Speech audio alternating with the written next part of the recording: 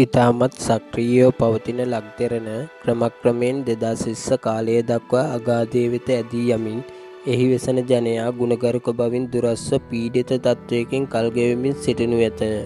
යටත් විජිතකරුවන්ගේ පාලනයට යටත්ව අනතුරුව එළඹෙන වසර 300ක කාලය එහි උච්චතම වකවානුව වේ.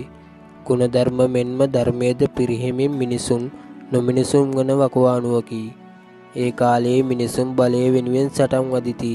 මෙහෙම සඳහන් කරලා තියෙන්නේ වසර 300කට පමණ පෙර ලංකාවෙන් මහා බ්‍රිතාන්‍යයට ගෙන ගොස් රාජකීය පවුලක් භාරයේ තිබූ පෞරාණික රන් පත්‍රිකාවල දැක්වෙන අනාගත අනාවැකි කීපයක් ඉංග්‍රීසියට පරිවර්තනය කර තිබියදී නැවත ඒවා සිංහලයට පරිවර්තනය කර තිබෙන කරුණු වේ. ඒ කරුණු වල සඳහන් වෙලා තියෙන්නේ ලංකාව බබලවන මහා පුරුෂයෙක් පිළිබඳවයි. ඔහු රජකී රජුන්ගෙත් රජකී දිව්‍ය ලෝක 6ක ආදරයට පත් උතුම් කුමාරයෙකි. විශ්වයම තම අතටගෙන එහි සැබෑව ගෙනහැර දැක්විය හැකි තීක්ෂණ බුද්ධියක් සතු කුමාරයෙකි. එදින දක්වා සියලු දෙනා අධ්‍යාපනය ලැබූ විද්‍යාව ඔහු විසින් වෙනස් කරනු ඇත. වෛද්‍ය විද්‍යාවද අලුතින් ලොවට හෙළි කරනු ඇත.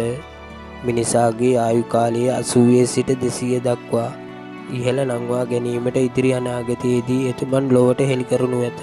ලෝකයේ ප්‍රබල රටවල් කරන අභ්‍යවකාශ පරීක්ෂණ එතුමන් හෙළි කරන සත්‍යතාව මගින් නැවුම් මාවතකට පත්වනු ඇත. ඒ වන විට ලෝකයේ පවතින පාසල් සහ විශ්වවිද්‍යාලවල අධ්‍යාපනය ලබා දෙන ශ්‍රේෂ්ඨ විද්‍යාඥයන්ගේ සියලු න්‍යායන් බිඳ වැටුණු ඇත. ඒ සියල්ල අභිබවමින් මේ ශ්‍රේෂ්ඨ කුමාරයා හෙළි දක්වන සැබෑ විද්‍යාවෙන් අවිද්‍යාව වසා දමනු ඇත. ලොව උඩියටිකුරු කරමින් එකින් එක සැබෑ විශ්වය හෙළි කරනු ඇත. එතුමන්ගේ නාමය ඉන් තවත් වසර 2500ක් යනකල් ලෝකයේ සතර දිග්භාගයෙන්ම රන් අකුරෙන් ලියවෙනු ඇත. ඒ පින්වන්ත කුමාරයාගේ පූර්ණ ආශිර්වාදය ශ්‍රී ලංකාවට ලැබෙනවත් සමග ඒ රටේ වෙසෙන ජනතාවත් සෞභාග්‍යයෙන් පිරී ඉතිරී යනු ඇත. ඒ උතුම් කුමරු ගෞතම නම් බුදුන් වහන්සේගෙන් විවරණ ලබා ඇත.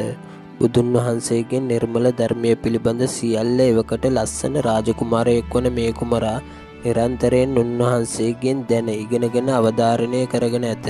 ඒ මතකයන් සමග එතුමන් මිනිසත් බවක් ලබා තිබීම ලෝවැසි සියල්ලන්ගේම වාග්යකි. වෙනස් ඇති බුදුවදන් සැබෑ ලෙසම එතුමන් හෙළි දක්වන විද්‍යාව මගින් ලොවට සනාථ වනු ඇත.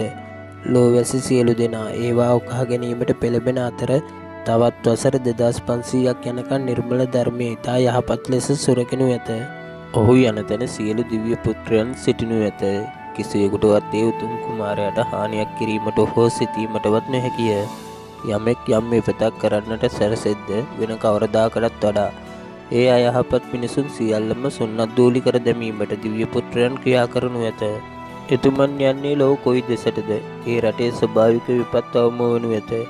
ඒ පින්වන්ත කුමාරයාගේ ආශිර්වාදය ලබන අයද ගම් නියම් ගම්ද රැකෙනු ඇත. එතුමන්ගේ පෙර භවවලදී ලක්මාතාව බේරාගත් අවස්ථා රාශියකි. රුවන්වැලි මහා සෑය එතුමන්ට සමීපය. ජයශ්‍රීමා බෝධිය වන්දනා කිරීමේදී එතුමාගේ ශරීරය වටා සුදුවන් රැස්වලල්ලක් විහිදුවමින් එතුමාගේ සම්ප්‍රාප්තියට කාලය එළඹ ඇතැයි එතුමාට සිහිකර දීමට දිව්‍ය පුත්‍රයන් කටයුතු කරනු ඇත. ඒ පින්බර කුමාරයාගේ සැපත්වීමත් සමග ශ්‍රී ලංකාවට සෞභාග්‍ය ඉදින් ඇරඹෙනු ඇත. ජනතාවට ඉන් වසර කීපයක් යන විට සතුටින් සැපෙන් ජීවත් වීමට හැකි පරිසරයක් එතුමන් නිසා ඇරඹෙනු ඇත. ශ්‍රී ලංකාව ලෝකයේ ප්‍රබලතම රාජ්‍යයක් බවට පත්වනු ඇත. එහෙත් එතුමන් බලයට ආශාවක් නොමැත. එම වාසනාවන්ත කාලයේ ලක්වැසියාට උදාවීමට 2025 අතර යම් දිනකදී සිදුවනු ඇත. ලංකාවේ මිනිසුන්ගේ දුක්බර දිවි පෙවෙතට වාසනාව උදාවනු ඇත. එතෙක් යක්ෂ ප්‍රේත කුණ්භාණ්ඩයන්ගෙන් ග්‍රහණයට පත්ව තිබූ ලක්දෙරණ උන් පලවා හැර දිව්‍ය ලෝකයකට සමීප කරනු ඇත. ඉදින් මේ උතුම් කුමාරයාගේ සම්ප්‍රාප්තිය සිදුවීමෙන් පසු ලක්දෙරණට අවඩක් නම් සිදුවන්නේ නැත. ශ්‍රී ලංකාවට නවිහිරු පායනු ඇත. මා විසින් ඔබට ඉදිරිපත් කළ කරුණු වසර කීපයකට පෙර පුවත්පතක සඳහන්ව තිබූ කරුණු බව ඔබට කියන්න කැමැතියි. මම කිසිදු දේශපාලන පක්ෂයකට පක්ෂපාතී නොෙමි. මාගේ රට වෙනුවෙන් සියලු දෙනාට දැනගැනීම සඳහා සමාජගත කරමි.